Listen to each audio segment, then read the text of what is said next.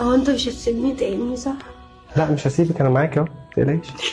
احمد انت ما تعرفش انا اتبهدلت من غيرك ازاي. متخافيش والله. الفترة اللي انت كنت فيها مسافر، انت عارف ان انت كنت كل حاجة ليا. انا اتبهدلت قوي يا احمد النبي. بص، انا مش عاوزة فلوس ومش عاوزة اي حاجة.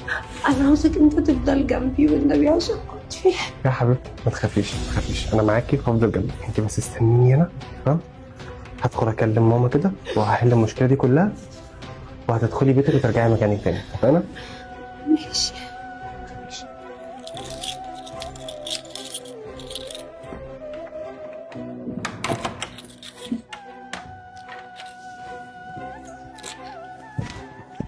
ايه يا احمد انت جيت؟ عامله ايه يا ماما؟ الحمد لله. تعالى يا حبيبي.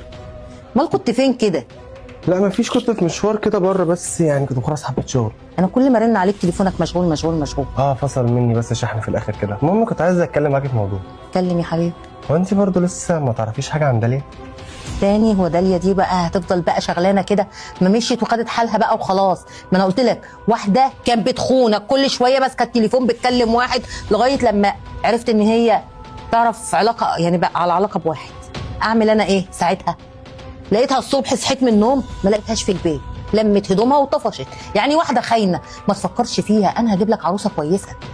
يعني هي ما راحتش لمامتها ولا لباباها ولا اي حاجه؟ يا دي لها اهل مقطوعه من شجره يا ابني، يا دي لها اهل. هي من ساعه ما سافرت وانا بقيت حاسه ان هي غلطاتها كتير، وانا ما كنتش برضه اقول لك كنت بتتصل بيا، قلت سيبيه لما يبقى يجي ويعرف لوحده.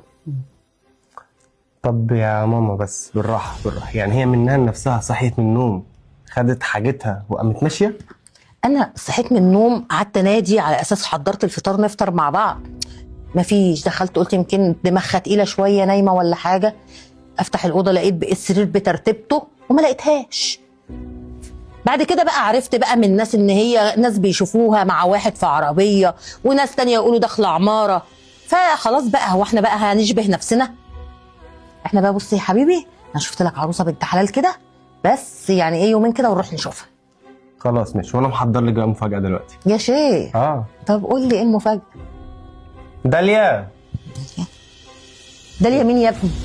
يا داليا، يا داليا.